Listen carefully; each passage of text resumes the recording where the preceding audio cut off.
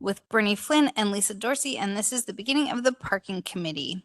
We will first call to order, then ask for comments, suggestions, and petitions by residents in attendance regarding items not on the agenda.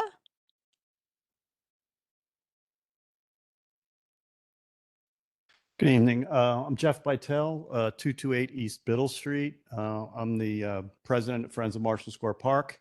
I'm here because Chantal Fieldhouse, she is the chair of our concert committee. So she told me I should come because she wasn't able to. But I understand that the reason we are here before you, as you may or may not know, we've been having concerts in the park for, I don't know, over 10 years. And now that we have food trucks over the past, like, I don't know, 4 years maybe, we need to get the parking, we need to, get the parking reserved, along all of Matlack Street. So we have room for the trucks and everything. And in the past, Chantal has gone through, and got that reserved and everything, and it was no problem. But I guess she has come to understand that the borough wants to charge us $400 for that this year. Oh, here she is. So that's why we're here. We're not quite sure why all of a sudden we're being charged. I mean, we're a 501c3. We're for the benefit of the park. I mean, we're, it's not for profit for anything for us. Everything that we do, we put back into the park. So we're not quite sure, why the borough has decided that they might charge us this year. So that's why we're here to ask if that could be waived. And subsequent. Yeah, and going forward. So that's why we're here. Do you have any questions? I guess because it's not on the agenda and I didn't have a preview of this, or at least I didn't have a chance to, if it was sent an email, I didn't check it today. We're going to need a little bit of more background, and maybe we can talk to Ms. Ramsey about that. Okay. So we have a better understanding of what happened, why it's happening, and then we'll have. Maybe Chantal can offer a little bit more background than I was able to. Hi, Chantal Fieldhouse, chair of the Music at Marshall, also board member of Friends of Marshall Square Park. I don't really have much more background besides we've always rented the park through Keith as an events committee. And then last year, partway through the season, when Keith was out, I was told there was a policy change that I needed to submit for parking online, which I did. The fees were waived.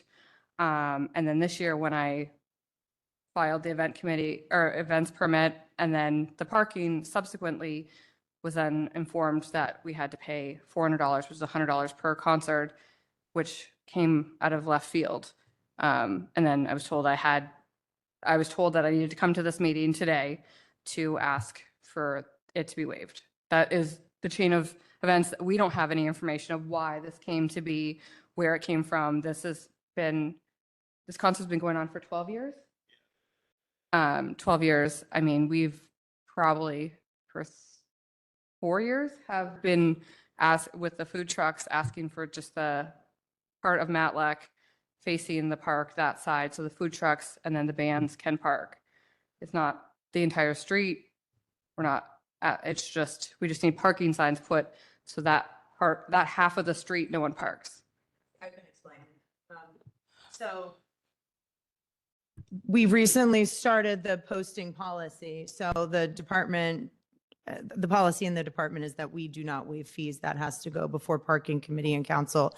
So while I understand that this has been a long time event at the park, because, we charge bid and all other people that are getting reserved parking and enforcement and all of that, that's why the Friends of Marshall Square Park are here tonight to ask for the fee waiver, because it's not something departmentally that we do. So this is just part of the standard practice that it's $100 per block per posting. I'm open to whatever parking committee or council does, but we don't waive the fees internally. So, Ms. Vaccaro, because this was not on the agenda, I don't think that we can make a decision tonight, but I do think, this is something to take away and understand all the facts and then have it on next month's agenda, or does that make When's your next sense? event? The event is in 2 weeks. And I was told when I applied that we needed to come to this meeting. So, and I was said that I was going to be here. So I don't know why we were not put on the agenda, but concert one is June 20th. And they said that we had to pay the fee by the 13th, which is in 2 days. So we're kind of, So that's one fee, that's one concert for $100, right? Is basically no, what but we're they're talking lumping it all about. together. They're saying we have to pay the entire fee. We can modify that, so that's, Yeah, we're not going to be able to make a decision tonight because it's not on the agenda. And from a policy perspective, it has to be published and public. apologize. I did not know you guys were coming, so. Yeah. Believe it or not, this is a much bigger issue than you guys. Um, this is a large systemic decision that affects a lot of events and not just yours. I know how this feels to you, maybe that this is out of left field. But if you look at all the decisions that we're trying to make for all the events and all the policies, I think this is a big decision that involves a lot of departments. It might feel like this is not a big deal, but it's pretty significant when it comes to us making a decision about how this one thing occurs will change a number of things or put us in very bad position for a number of other events and other activities. So what we're going to do tonight is we're going to not make a decision tonight. We're going to do this systemically, put it on next month's agenda. We are going to ask that you pay for that first month's, and then we're going to try to make a policy change that's going to make sense for everything. Yeah, we'll just add, that was already stated, but we are a nonprofit and every dime that we bring goes back into the park. So back to the borough. We're not keeping anything. We're all volunteers. No one's getting paid. So that can be different than what other events, and if they have fees, that's the difference between ours versus someone else's. I'm not saying there's not going to be other. Most of the events are brought by some nonprofit. And we understand, like, this is going back into a borough park. We understand, but to Ms. Vaccaro, this is a much larger issue. We can't make a decision on the cuff tonight for an item that was not on the agenda. Okay, when is the next meeting? Yeah, but July what? Because we have another concert that I think will happen before the next meeting. Because our next concert is I July. believe it's July 11th. 16th. Yes, we have another concert on July 11th. So now we're having to pay for 2 before you even meet again. To your point, we may not even make a decision by July 11th. Because the way things, the way things move through with all the conversations, it may take all throughout the summer. I'm not sure how fast we'll make a decision on it. So I would plan on paying at least for 2 of them, at least, as we stand here now. Okay. Yeah. Good. Thank you for your time. All right, we're going to move on to the discussion items. A is the garage management monthly report.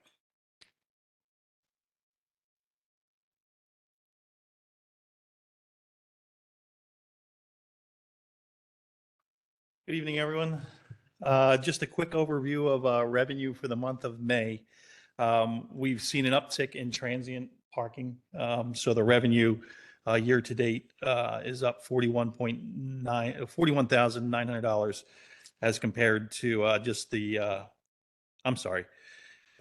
transient's favorable to budget, $41,900 and favorable to year to date, $16,400.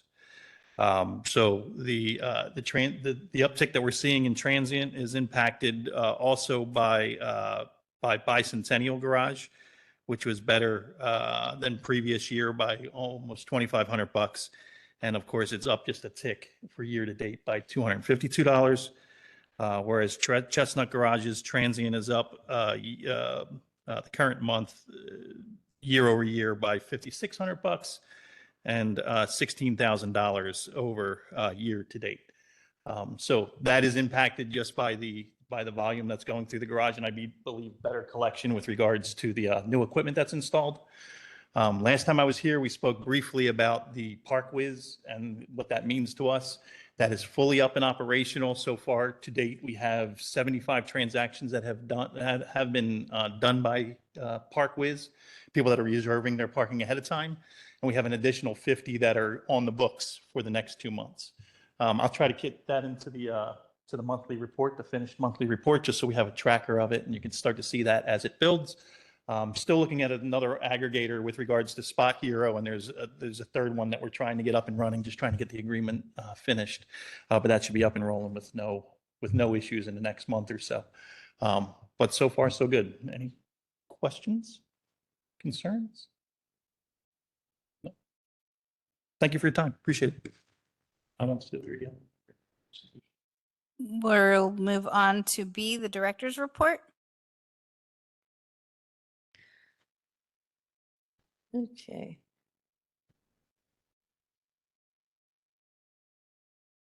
Sorry. Okay, so there are some purchase orders that will be on the Finance Committee agenda, and I apologize because I will not be there, but I know that Barb and Sean know what's going on, but I just want you all to know. One of the purchase orders is for the consultant for the cement repair at Bicentennial Garage. This was the consultant that Sean had worked with before I began. I believe the PO is for around 14,000, and that's for him to help us get the work bid and contracted to repair the salt damage on the upper levels of Bicentennial Garage. And then there's also the purchase order for the multi-space kiosks, which is on here also. So, and that's to replace meters in town with kiosks. We will be signing the Johnson Controls contract for the monitoring of fire extinguishers, sprinkler systems, and fire alarm at Chestnut Street Garage. And the total cost for that is $3,359.24. And this is just an annual service contract that we do. Handicap parking space audit has begun. We are getting a lot of feedback. Some is fun. I want to be, I know residents are taking the signs down and bringing them to us, which is great, but if anyone's listening, please leave them up because you might not be the only one utilizing that space, and it would be helpful for us to get feedback from everyone involved. We are getting a lot of feedback from residents who no longer drive, but have family members that drive, and so that's a big point of discussion. And because this is being submitted through our permit system, just like you all would put in for your homeowner parking permits, we do ask for license and registration, and it will remind people when they're required to send their documentation annually. But these are not tied to the specific license plates. You do not own these spaces if they're on your block while you did submit for one. You know, we're not going to come out and say, this isn't Sheila's car, get out. It's only for Sheila. So I know that that's a big point of discussion and can get a little adversarial on the streets. I'll give you an update at the next meeting on exactly how many responses we've got. And we did find, I would say 20 that either were in or were not in the ordinance. So there will be some signs that some will come out of the ordinance because the signs are gone, and we'll have some new ones that are not in there. And then I don't need to go through the details, but we will be working on the RFP for the garages. So that'll be, hopefully, if I can get it together and review with Sean, hopefully it'll be posted by June 19th to get a turnaround for the contract to begin on September 1st. Good. Any questions? Uh-oh. It's okay. It's the parking, isn't it? But Handicap. it was about parking. It's the lifeblood of the borough. Without parking, we don't sustain ourselves. Mr. Metric, this is directed to you and to Ms. Ramsey. When I had slightly brown hair, we were going to put kiosks all up in town and take out all of the parking meters, which I thought was a great idea. Unfortunately, we did not have the funding to do it at that particular time, and something is sticking in my brain. I've had a few nights sleep since then. Something around $200,000 in that range to put kiosks uptown. Where do we stand for funding for this? If we could, we were going to borrow the money at a 3% interest rate back at that time to do it. And we backed away from it because the market really, well, COVID came too. Right. And then, of course, we had Sean wanted to keep all the same type of payment system in the same location. So Right. this came out of nowhere as far as The- the kiosks. I'm very excited about Oh. it because they don't break down Yes. and we don't have to play with them every week. You know, it's a good thing. But what's transpired in the last 2 years or year and a half, can we afford it? How are we affording it? And, you know, we borrowing the money? What's the system? How we're going to go about it?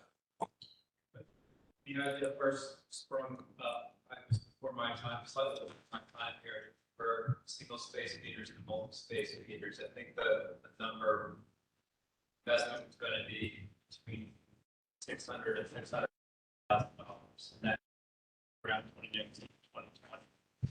So that proved infeasible for a lot of. I must have way too many crown rings. Forget that number. Vendor was probably telling us we needed more. So what we did in 2022 was invest in multi-space meters and convert a whole campus district inventory of single spaces, 25%, and single space meters downtown. Francis' leadership, our understanding of the details of parking management, because of the parking very well. Thanks. You see all of the issues associated with managing your cash flow on those selections. It's just horribly timeless. Made an exact decision budget to start thinking about the slow swap meters. Budget for this year. Transit came back with a quote to swap.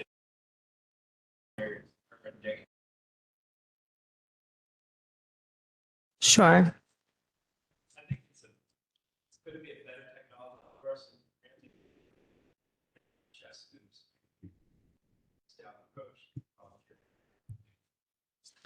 Yeah, you're really speeding up this agenda here. So this will be part of the discussion for 4B, which is the purchase order for this. But yeah, it was included in the capital budget. The vendor told us, you should have 2 or 3 per block or every so many feet. But Nick and I have really been looking at the existing parking downtown. And originally the thought was we would just I really wanted to do Gay Street because I keep talking about, having a meter next to your head when you're eating dinner when the road's closed and how annoying that is. So, but looking at the map with Nick, it looks like we could do the entire downtown with between 12 and 15 this year and get rid of the meters, which take forever for collections. I lose 2 officers for at least half a day, twice a week to collect. These are really, we did demos on a bunch of different kinds and different software. So the goal would be that we would continue with the Flowbird kiosks, which are the same that we have at the university and in the surface lots that the residents are visitors are comfortable with. And then we would switch to one app for the downtown, which I would like to propose we move to Park Mobile. And that can function with all of these kiosks as well. So, and then, if we get to next year or we get mid-year or towards the end of the year and we've installed these and we realize, oh, we need more, we can always plan for that. But I think it's doable to do the entire downtown this year. I'm sorry, Ramsey, did you say 2 officers for half a day, once a week? Twice a week, yes, Twice a for week. collections, yes. So And that doesn't include the faulty meter repair that they're constantly doing too. So this would increase, Cover that time because that's like yeah, 2 FTEs a month. yeah. Yeah, we would recover the time for that for enforcement and that would just be a huge win for this department. It also would alleviate, one of the big sells with kiosk parking is that you won't have spaces. So you actually can gain revenue, with fitting more cars on the street. And because you're paying at the kiosk, there's an increase in, you can't go up to a meter and find out that there's a half an hour on it, which is nice. I'm not, I know that, but each parking session is a new parking session. It's a great move. Shame we couldn't have done it years ago, but that would have, that's $600,000. Yeah. We didn't have the money. We were going to go Yeah. borrow it. So, and plus we would also gain revenue by not paying those meters a percentage on every meter, correct? Right. So we pay $6.25 per meter for monitoring every month. And we pay for all of the credit card fees for the credit card transactions, which is, I think, 13 or 14 cents per transaction. So every time somebody uses a credit card at the machine instead of the app, we pay that service charge. So it would be an increase or a reduction in those costs as well. Those aren't applied to the kiosks, the credit card fee? The credit card fee, if we move to Park Mobile and at the kiosks, would be passed on to the user. As they say, where I grew up, that's more better. Thank you. The revenue for the month, ticket revenue was 110,380. Posting revenue was wild. We had $8,481. Lease revenue was 2,670. Meter revenue was 159,422. Permit revenue, because the kids are moving out and back in, was 1,266. And we received 1,340 in booting revenue. So the total for the month was 283,559.64. Why was posting so high? I think because of all the paving projects, tree trimming, all of the warm weather's work has begun. So that's where the increase Okay. came in. One more question about the kiosks. Are we still staying with the solar? Yes, Okay, great. yes. Thank you. Yep. Good. Okay. Hi, my name is Angela, and I'm here about the parking down on Adams Street, the 300 block. I understand that they do street cleaning and everything. Where exactly do you want us to park at? I came up here tonight, and when I was up here earlier, because I got one of those stickers for my handicap license plates. So I brought all my credentials up here, so I'm all squared away as far as that go. However, I spoke to Monica earlier, and I told her, I don't know if I can come back up here, because when I go back down the street, I'm not going to have a parking spot.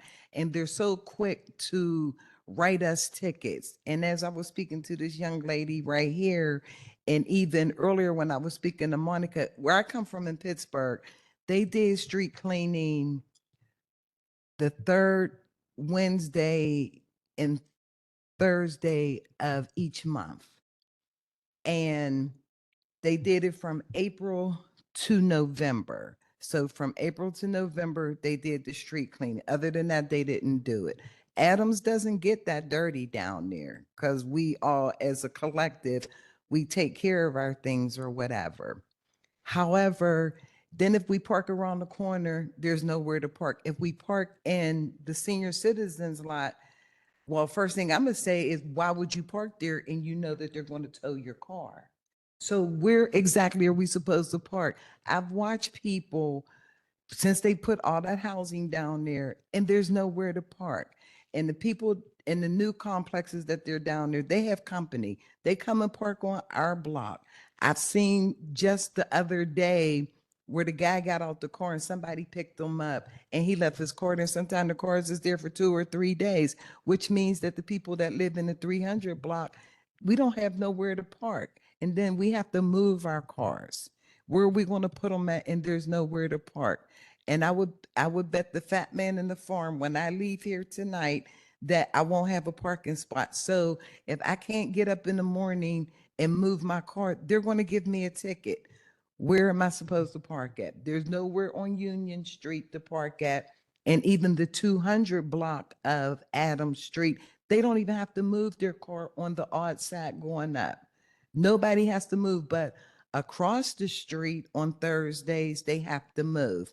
And that's just like even when Hector was here and he came down and I showed him, where do you want us to park at? And even I don't have, when I don't move my car, I'm cool with paying the ticket. I will eat that $20. I'm the one that left the note a couple times. That was me.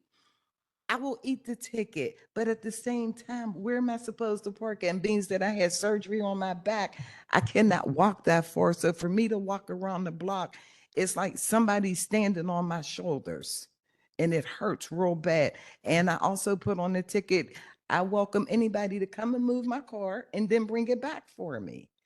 And I want to be a solution to the problem, not a problem to the solution.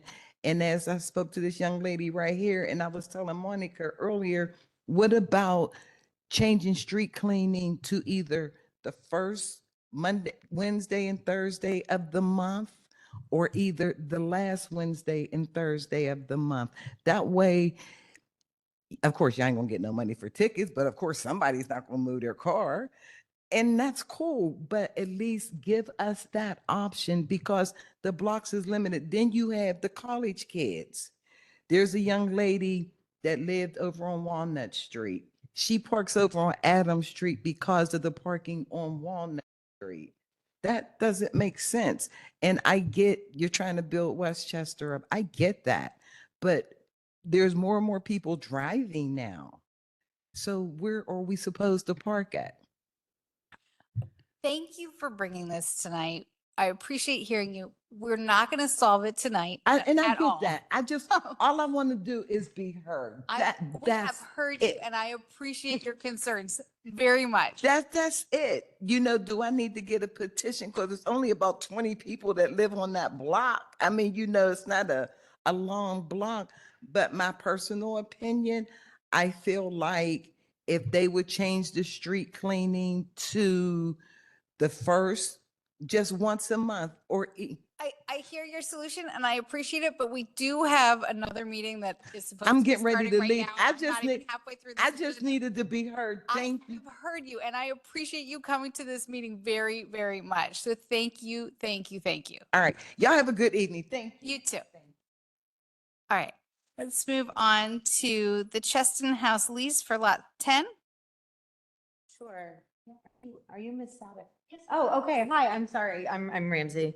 So this is the discussion regarding, since we did lot 7, now we're moving to lot 10 to look at the leases and the current usage of lot 10, which is the growers market lot. So right now, Miss Sadik has, I just forgot, 10 spaces? 8 spaces, apologies. 8 spaces currently used on the east side of the lot. So this is a discussion about the current usage and if, you know, we don't have a lease in writing. I don't know if maybe you want to give some background as to how you. Sure. Okay. Yes. Yeah, good evening. My name is Bonnie Sadik. I have owned the Cheston House for about 37 years. And if you're not familiar with it, it's a 200-year-old building adjacent to Lot 10 with 14 apartments. We have 6 parking spaces on site, but about 10 years ago or so, when the hours for the parking meters changed from 9 to 5 into the evening hours, our tenants came up and said, we have no place to park. Before that, they would just, park overnight and then leave for work in the morning and come home, and it was not an issue. So my husband and I came to Borough Council and we requested that perhaps we could make a leasing arrangement with the borough, and they agreed to that. And have been leasing 8 spots for our tenants for about 10 years now. And it is part of my leases. I don't know.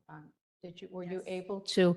Yeah, I just gave you the first 2 pages of the 15-page lease, but yeah, we write the parking arrangement into the lease, also the parking permit number. And when a tenant leaves, he gives back the parking permit, and then we get it, give it to the next tenant. It's really, when we think about the possibility of losing these lease spots on the on lot 10, it's very concerning for us because we will probably have to rewrite our leases. And it also is a big factor in bringing people into an older building that doesn't have all the amenities of all the newer apartment buildings that have gone up in the last few years. But the fact that we offer parking, and we do pay for it, our tenants do not pay for that. I pay for it. I've always paid for it. But it is really an incentive for people to come to live at the Cheston House. Do you have any questions? Be happy to answer. How many of the spaces are being used by tenants right now of the 8? Oh, 8. I lease 8 spots. Right now, I have 1 tenant moved out, and I'm renovating the apartment. And her spot is being used by a tenant who was already in our building, but she has a double spot on the back lot, and rather than having they're piggybacked, and rather than having people switching cars back and forth, I said, you may use this until the new tenant comes in, but there are 8 spots being used right now by our tenants. All right. Thank you.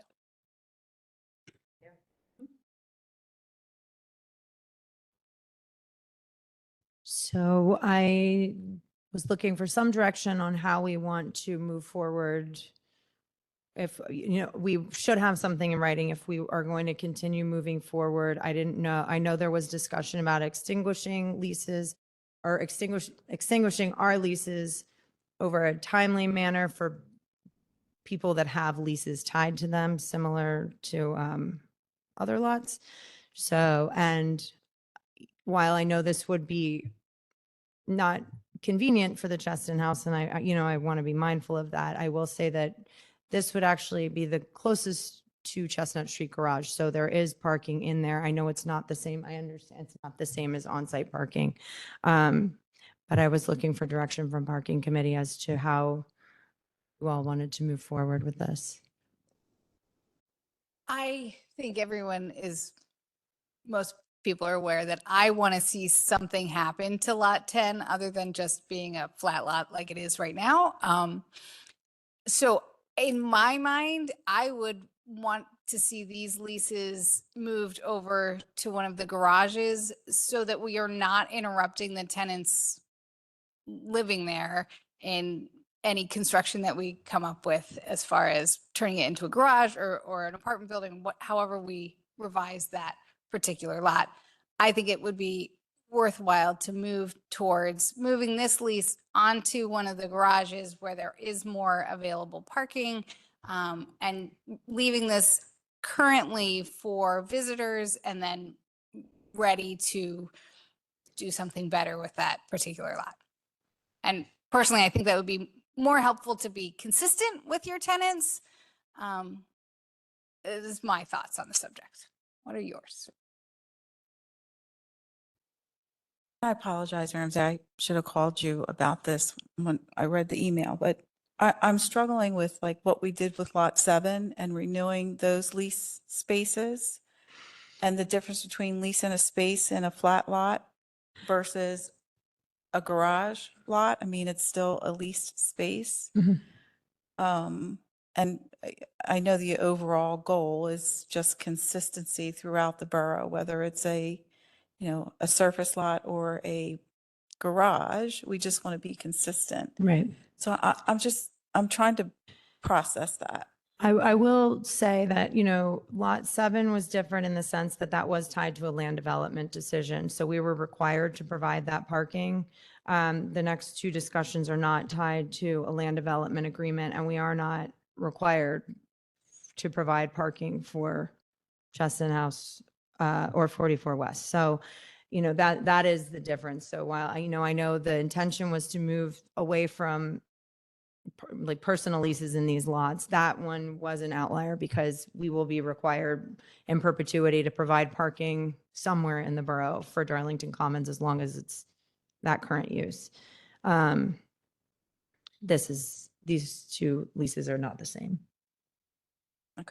Thank you for that The clarification. leases that we do, they're year-to-year leases at market rate. Right. Okay, so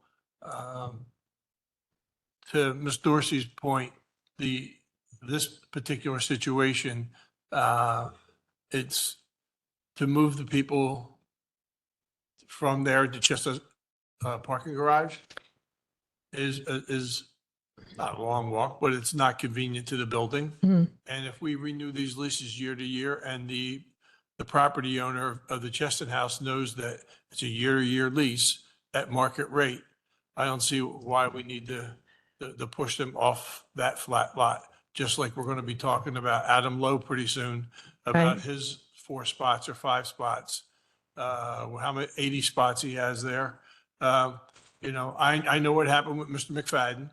And I thought the same thing happened with Eli Khan and Jay Lowe, but it did not. Okay. But I don't see, to Ms. Dorsey's point, for a year-to-year lease, as long as the owners of the Chestnut House know that things may change, why would we push them over to the garage? My only response to that would be that if we continue to shut down Gay Street, that is one of the better parking areas. We do have the growers market in that lot. And if you drive by now, not so much with the Cheston House, but with the other J-Lo lease, that lot is saved and it's not being used, but we're working on the wayfinding study or the bid now, and we'll be telling people to go to this lot. So it is to me the best lot for the downtown borough, short-term parking area if you're going into town. So I would just be mindful that you're then pushing visitors elsewhere, and there's not a lot of space in lot 7 right now.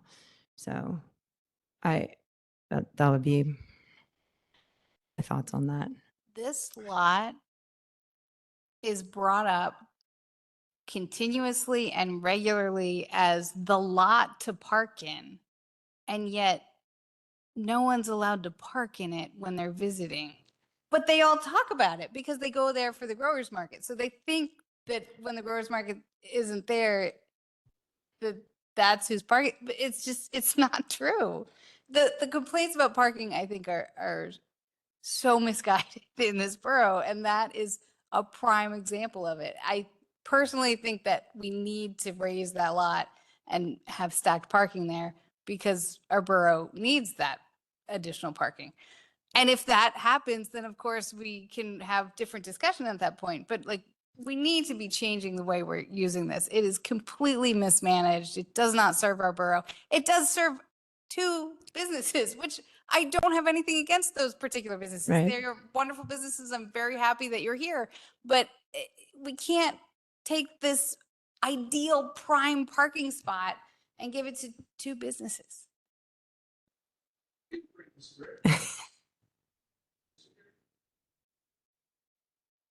Nothing's going to happen in the next 12 months. I can guarantee you that. So I think that gives the Cheston House a year to figure out what to do with the people. And that way, and it's in Miss Dorsey's ward. So she has a sharper knife to talk about this thing, How many parking spots are in 10 again? I want to say 56. I don't have my report, and I'm sorry. He's using 8. And J Lowe's using how many? 4? Is that right? That number? Sean's counting. 72. I think there's a lot of parking there. Yeah.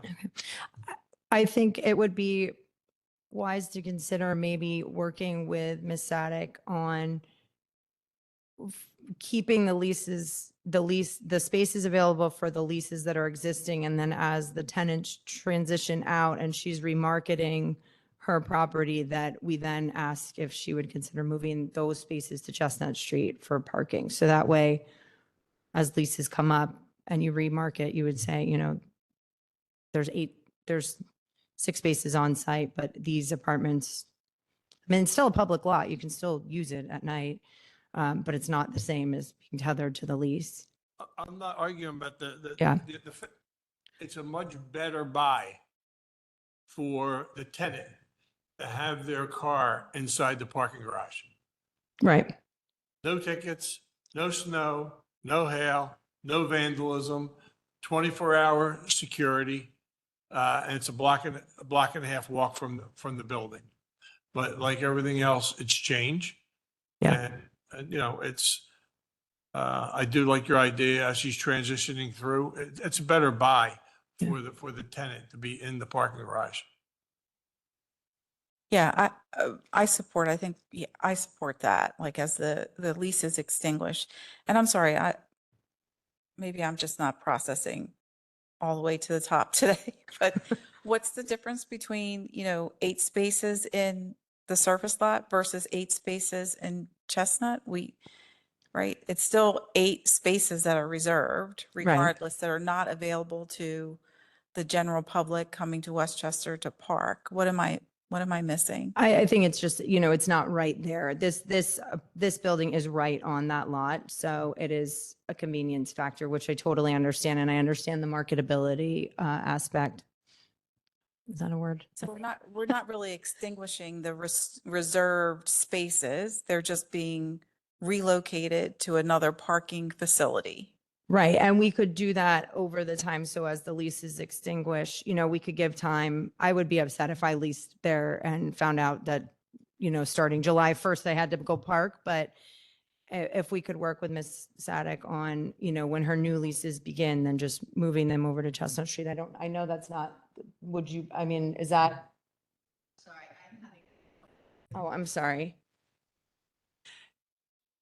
We were saying that as your leases extinguish, that would you be amenable to then transitioning new tenants to park at Chestnut Street Garage? I mean, they'll, right. Okay.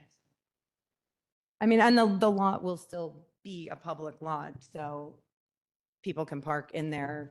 It's free after midnight till 8 a.m. But I know it's less convenient, but. Yeah, I am 100% for transitioning along with the tenants' leases. I think that's going to move things along in a more palatable way, and then allow us to have that lot for public use. Here's the $84,000 question. Ms. Static, how often do you change people? Because we're talking about eliminating. Just moved out now for 6 years. Several have been there for 5 years. So to our point, Sure. they don't leave, just like my tenants never leave. So I wish they would sometimes, but they don't. So that's what I'm saying. If we give them a year Okay. to start the transition, this time next year, the 8 people, to Ms. Dorsey's point, Okay. will be relocated, over, So a year notice for existing tenants, and any new tenants coming in would just, The Right. Tenant here is 6 years, so right. in a year's time, unfortunately, they're going to have to relocate the Chestnut Street Garage within a year's time if she gives them notification, Okay. Right. Is that all right? I'm still struggling with the difference between, it's still a reserved spot, whether it's Chestnut or it's at lot 10. Lot Right. 10's a lot more convenient because it's right next door to that building. I know I said the lease expiration made sense, and it does make sense, but we're still reserving the spaces regardless. So we're losing, well, again, we're not even losing revenue if they're leased at market rate. So is the goal to then say we'll give 1 year or as tenants transition out? Because we know there's one being remodeled right now. Is that the consensus? 1 year? Yeah, I'm okay with that because that was my idea. 'cause I Okay. like it.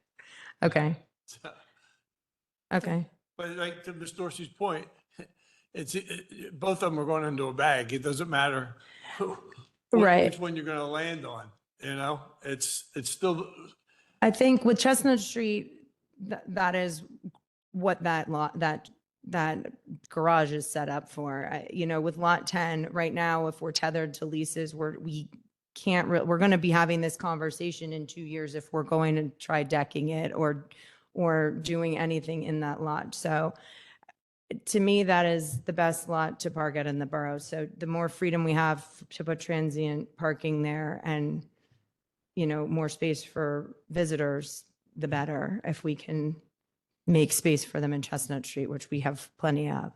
knowing that the hotel will be open early next year, Mhm.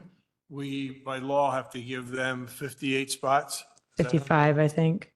So is there still room? Yes. Okay, all right. Yeah. Thank you. Okay. So are we sticking with 1 year and as they transition? Okay. Yes. Make that 2-1. What? 2-1. Okay. Okay. Incorporate the into that we're talking about. Yeah, now we're on to you. Yeah. Do you want to give some background or do you want me to? Okay. Good evening, everyone. How are you? Good. Likewise. Appreciate everybody's time tonight and certainly understand the implications of parking in the borough become more and more important. And I certainly appreciate the active management of it. It's obviously very pertinent to us as a large real estate holder in the borough. You know, this lot in particular, lot 10, it is of particular importance. I sit and look at it often as I pass by it, and it is underutilized. To go back to the basics of our rights in the lot or what our perceived rights in the lot dates back to Mosteller, which Bernie, I think you're on council at the time as well. You know, we were adamant about the need for parking with the building they were trying to create. This would be 44 West. With 44 West, we took out a large part of that building and a large opportunity for parking and instead put a plaza, which I think functions very well in the borough and has created a new kind of central dynamic there. It didn't lessen the need for parking. Our only difference is the ordinance allowed us to do that and not deliver on-site parking or need to go to the borough for that parking. Absent of that, we would have had to come to the borough, just as some of these other landlords that have been talking to you, whether it be the hotel or McFadden. So, you know, there's a little bit of a rough caveat there as we went through the process, went to the parking committee, went to borough council with a recommendation from the parking committee for 53 spots in that lot. COVID happened and that changed things for us, changed things for everything in the borough, from what was needed in parking for that lot from our office product. Continues to still be a little bit of a quagmire for us. You know, we're seeing our offices a lot more vacant than we want to. The workforce dynamic is not in all the time. You know, it's a flexible work week for many. Some are in just Tuesdays and Thursdays. So we don't really know what the demand's going to be for our buildings, much less 44 West at the time. Our concern is trying to preserve our rights to parking within the borough.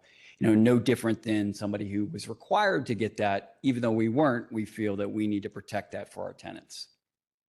So getting back to this lot in particular, vicinity is obviously closer, proximity is closer to 44 West. That's important to us.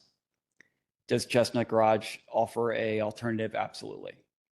Our only difference between our leases and perhaps the lease with the adjacent property is ours are typically longer. Our tenants stay much longer, or are long and enduring, probably similar, but our leases actually are sometimes 10 years long. which we actually even have a 15-year lease at 44 West. So looking at that, though, in retrospect, we don't have the demand. And when Hector came to us, and I think Mike Perone as well, sometime in like 2000, 2002, he said, "You're not using the lot. Can we take some of these spaces back?" We had been paying for 53 spots in the lot. We were happy to accommodate, provided that that right was still protected in whatever we were giving back. So again, a lot of this is not documented in lease, but through the approvals of council and then our representation and paying over time. So in concept, we feel that there's 53 spots in there that we have the right to. Would moving them to the Chestnut Garage kill us? No. I think the proximity and the other amenities that are there in the Chestnut Street. My concern is that at the Chestnut Street Garage, our tenant in building at 121 North Walnut moved out, vacating almost 50,000 square feet in the borough, giving back 90 parking spots in that lot. So the concern is that, yes, right now we have a little, I would call an abundance of parking, some underutilized in various locations. We don't know what the next 5-10 years is going to look like, but I suspect as our buildings become filled and we have to demise them more to accommodate businesses in the borough, there's going to be a demand for parking and we're going to need some. So, where we have rights, we want to try to preserve them as best we can or provide alternate options. So two things then left is, one, how can we accommodate it on a long-term basis? The transition for us out of the lot 10 shouldn't be too bad. I have one tenant. I've spoken to her at length. She's an older employee in one of our, in 44 West, and she doesn't, the walk to Chestnut's a little bit longer. Also feels that it's a little safer in the lot at 10 because of the path is shorter, it's lit, it's visible. Again, I think a lot of these things can be overcome with time and seeing what that garage has to offer versus the flat lot. Nonetheless, our lease does have an obligation in it, which I've shared with Kristen and Ramsey, to lot 10. She has 3 spots she currently pays in leases for, really utilizing 1 to 2 of them. So, those are the facts with regard to 44 West as we know them. We're just looking to council and to this group here to help us preserve what rights we have, or at least protect them from a long-standing standpoint. Is that fair? Fair description? Yes. Yeah, I would just, my understanding of the spaces was that the 54 spaces were for construction during the development of the property, and I don't mean to take an antagonistic approach at all. And that, now there are 20 saved with the red and white signs and 3 are currently being utilized. But as I said before, I don't believe anything was tied to land development. Kristen Camp and I met and the same was said there. So I totally understand where Adam's coming from and, we want to support that business, but I think, and I will say moving towards the future, we will have validation codes and coupon codes so that it might be easier to park at these different places. But at this time, we don't have a requirement to provide that. And so again, I just ask to be mindful. I understand that the lease for the 3 spaces, if that's in writing and valid, we would continue until that extinguishes, but I would recommend moving everyone to Chestnut Street. And we don't know what it's going to look like a year or 2 years from now, but we would be happy to accommodate however we can and have this conversation again. But I think our goal is to provide public parking. And if developers and businesses are looking for parking, then that's something that I don't know if we can always set up specific agreements for. We have the garage and we would make that available like we would to anyone. So we have lot 10. There are 72 spaces there. But I understand if we use the 53 and the 8, 61 of them are reserved. So there's 11 that are open to the public in Right. that lot. Now the picture's crystallizing for me. It's just that, I drive by every night on the way home and I see that it's unused. It's never being used and it's where people should be parking. Not only is it not used, it is constantly brought up as prime parking. And I'm like, what are you people talking about? The businesses love that lot. They don't want it to go away. They don't want anybody to touch it. And I'm like, you can't. So what are you so upset about? If we love this lot so much for the businesses and the people, transient visitors, we need to give it to them. We need to utilize it. We need to turn it into tiered parking that's going to be easy and accessible. And it's constantly the parking place that people talk about. And the fact that it is tied up in these leases is just insane to me.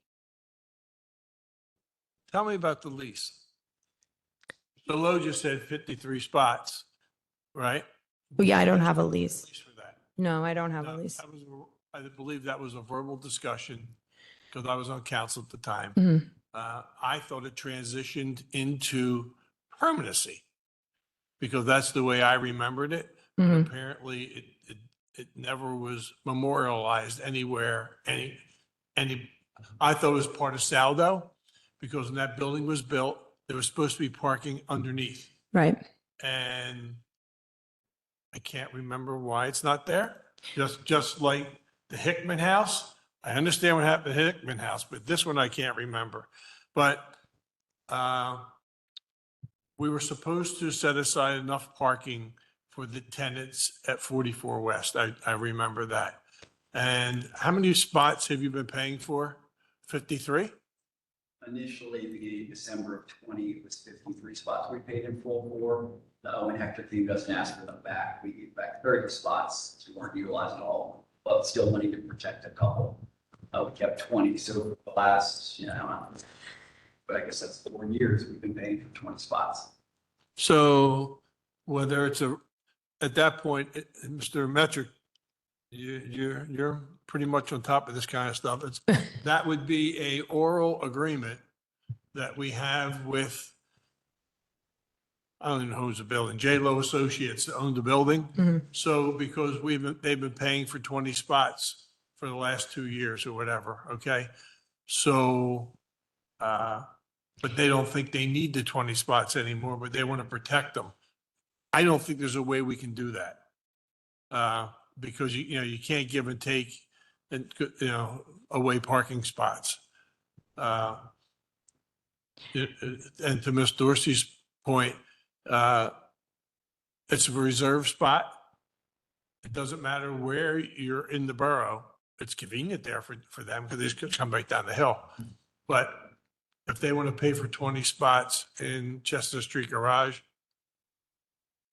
that's available.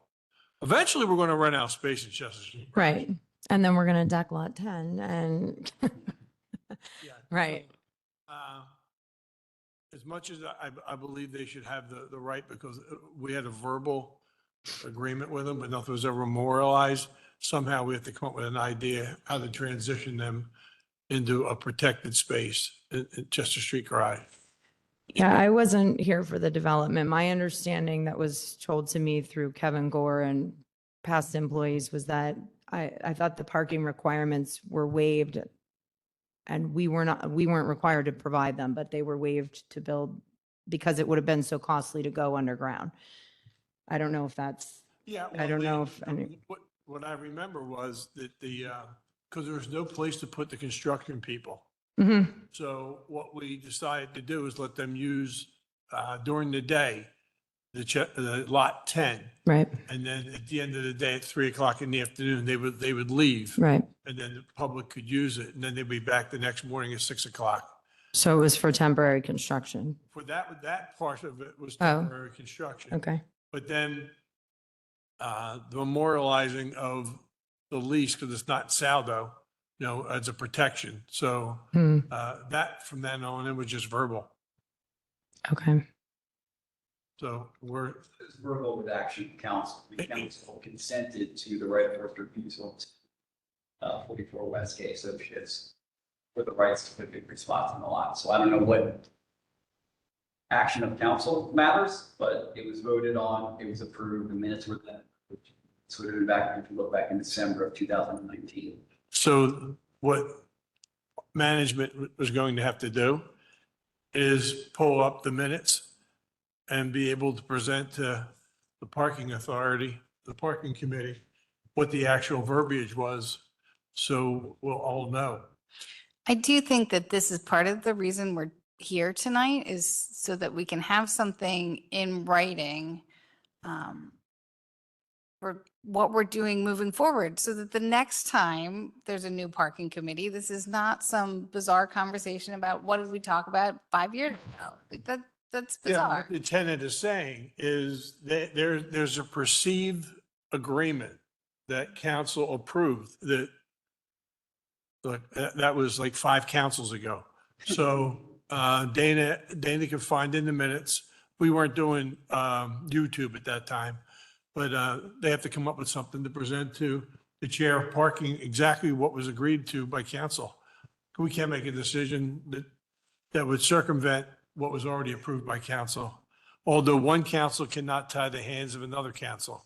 We do know that. We do know that law. But we made that mistake before. But at least we would know what it is. I would not mind looking at it, but I do think that we should move forward with basically the same agreement that we just gave to Cheston House, that they have a year to move everybody over to the garage, and if any tenant changes, move them over to the garage. Like the number of spaces and whatnot, I don't know what the agreement was back in 2019, but I don't think we're talking about 53 spaces. Well, That'll help clarify what he's actually guaranteed to have at Chestnut Street Garage. except we were not there when Hector went and visited with them and took back spots. There's No, nothing. no, Yeah, No, so we don't know what those conversations were. no, but a vote of council in 2019 gave them authorization for protection of so many spots at lot 10, which we don't know what it is or what it said. Yeah, I'll confirm. I mean, Kristen Camp and I did meet about this and she did dig into it and said that there was nothing in writing. I don't know if she knew to look at the council minutes, but I don't also know how permanent a right of first refusal just as a action item would be. So, I know there's space at Chestnut Street. I don't know, I know it's not preserved forever, but if we don't have something in writing, I just want to be mindful that we're being consistent across the board, like we were with Ms. Sadek. Because it's not guaranteed to a land development deal, from what I understand. I don't know if you guys have, can you pull it? Okay.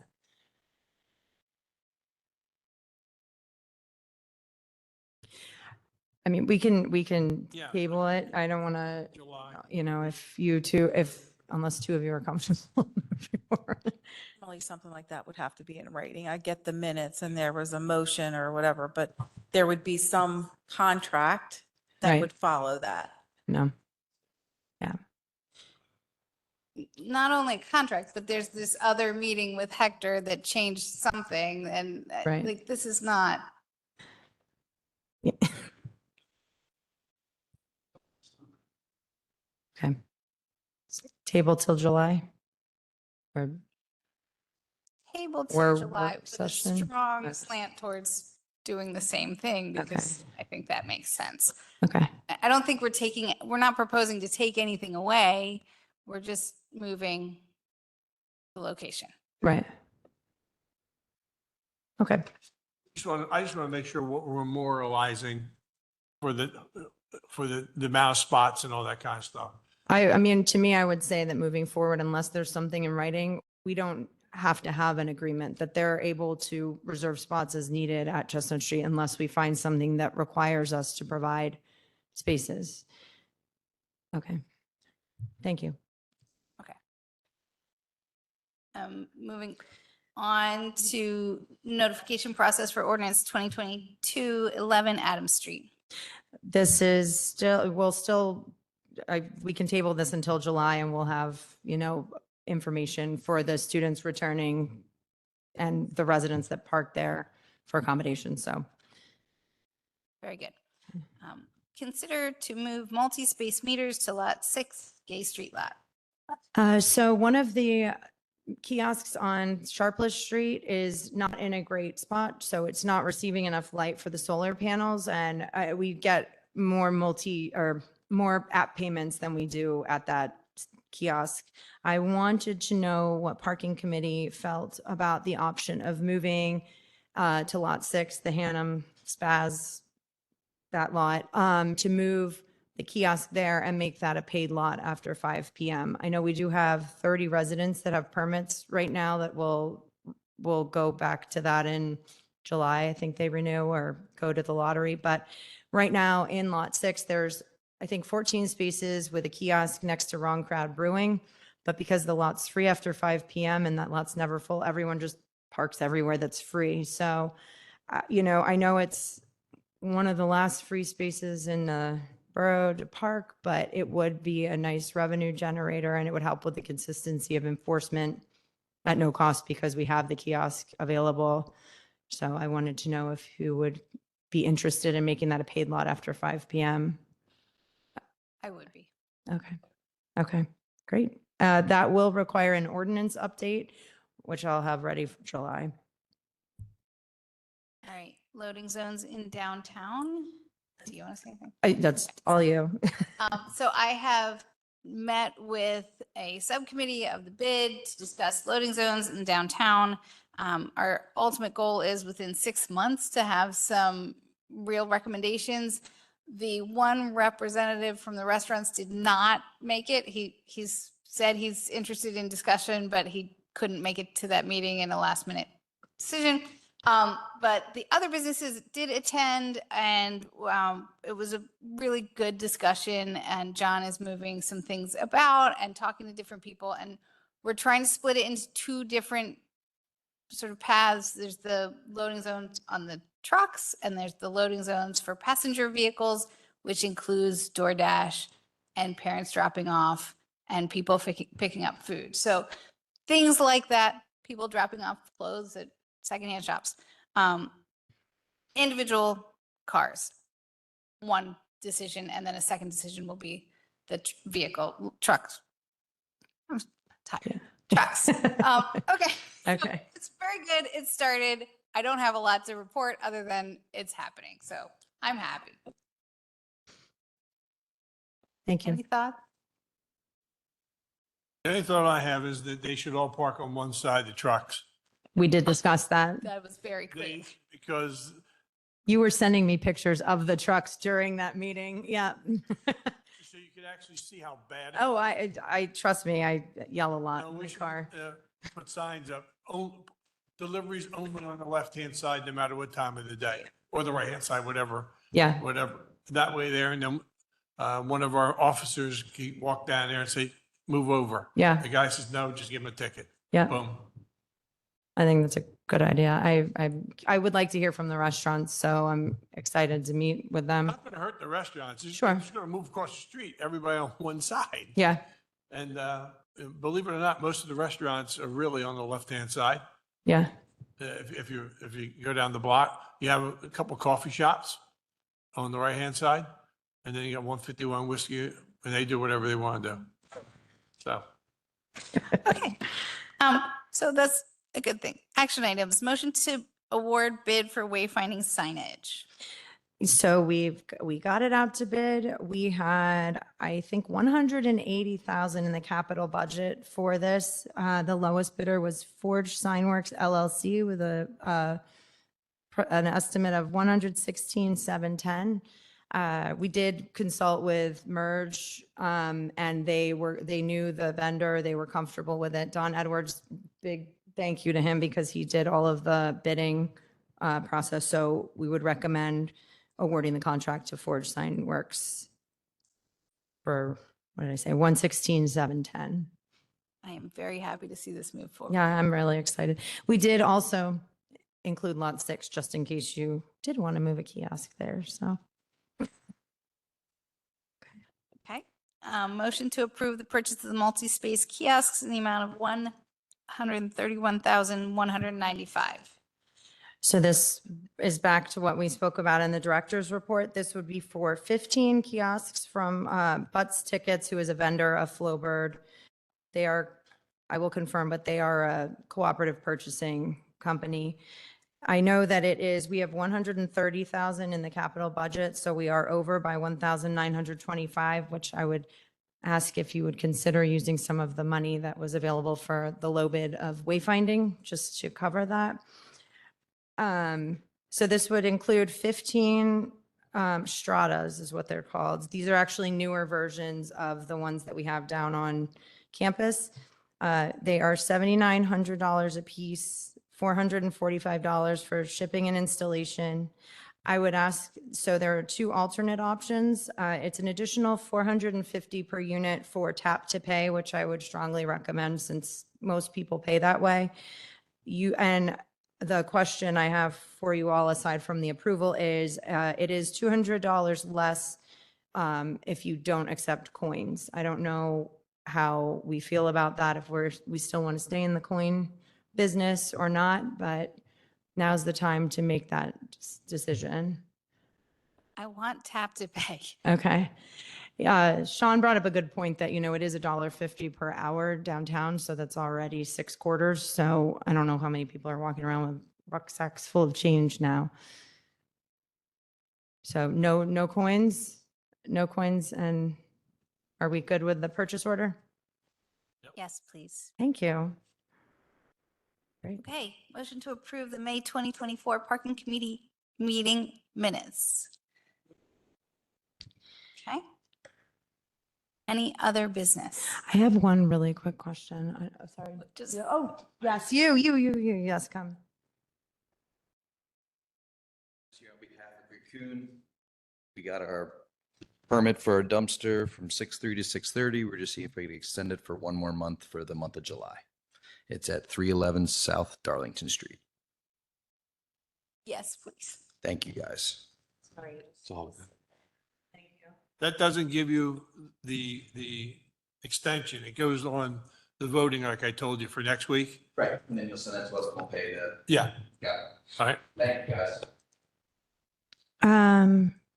I just had a quick question. So we have the bike lockers at Chestnut Street Garage, and Tim Phelps from TMAC, they did a little video, which once it's approved by their department, I can share. It's an advertisement for bike safety in the borough, and it was very cute, and it shows the ease of using those bike lockers. But he did mention that there's a grant to upgrade the locks on those to electronic locks so that we could have pay by app. I believe the total number to upgrade would be 26,000. The borough would just have to match 4,000, but I need to know before the end of June. So I just found out about this. But the goal would be to work. I've already talked to John O'Brien about partnering with BID and downtown Westchester and moving half of the lockers possibly to lot 10 so that there would be some central in town, and working with him on doing some sort of fundraiser or raffle that businesses could bid on being the one that would wrap it and advertise on it. So that would hopefully offset the $4,000 costs and cover the wrapping. I know it's unplanned, and I'm sorry to spring it on you. But I just found out it was the end of June. Are any of these bike lockers being currently used? I think we've had some people come and return them. So I think we're up to 4 now, which is surprising. But I think that the amount there, I think there's 16 at Chestnut Street. It's too many. We don't need 16 there, so we should move them elsewhere. So I thought, it would be nice to be able to bike to the growers market, go into town and use an app to pay, so we don't have to deal with it. Bicycle people actually use Spaz Lot, Oh, number 6, because that's where they group every, oh, okay. and then they take their 80,000-mile ride out to Chester County back in. I don't know how they do that, Yeah. but that's where they always meet. Okay. So maybe there's a possibility. Yeah, Lot 6 is where they all meet. Would Okay. they lock up their bikes? Well, they go up and have breakfast then, and they take the Right. bike sometimes with them and just leave it on the side. Yeah, they next to the building. leave them next to the Yeah, French bakery. they do. So maybe it'd be a sentence, just put it in there and then walk up and they know it's safe. That's all. And we could also reach out to the biking Yes. groups to find out. Yeah. I mean, I don't care where it goes. I just, I didn't have the 4,000 planned. I mean, I love this in theory. Yeah. We're getting that. I mean, just promise that you're gonna get $4,000 from somewhere. I don't understand. What are your thoughts on $4,000? I like the idea and I mean, it doesn't sound like the wrapping is fully baked yet, but I do see the potential there for someone to put their advertising on 16 boxes. We Yes, may sir. not get 4,000, but. It's we might really get just close. one big box like this. So you just wrap the one, and that would be the requirement of whoever decides they want to advertise. Oh, so it's not individual boxes? No, so it's one big, long thing. You don't use these bike lockers? You're not, Yeah, but for some reason I thought you could separate them. yeah. Mr. Metric, the money that we have left over from the bid on the kiosk, can we do a reallocation of funding for this plus the extra 1,000? There's 1,000 for butts, right? Yes. Yeah, because you have an excess, right around $40,000 left over. There's 116 and we budgeted 183, right? 180 and it's 116. Yeah. So is that something we could do a budget modification for Barb because, or that way there? I'll talk to Randy about what would be the transaction, but yeah, council has the power. They aren't already in our budgets. Yeah. Okay. I like the idea. I think it's a great idea. And for the bike locks to be available around town, Yeah. it's a great idea. Okay. Yeah.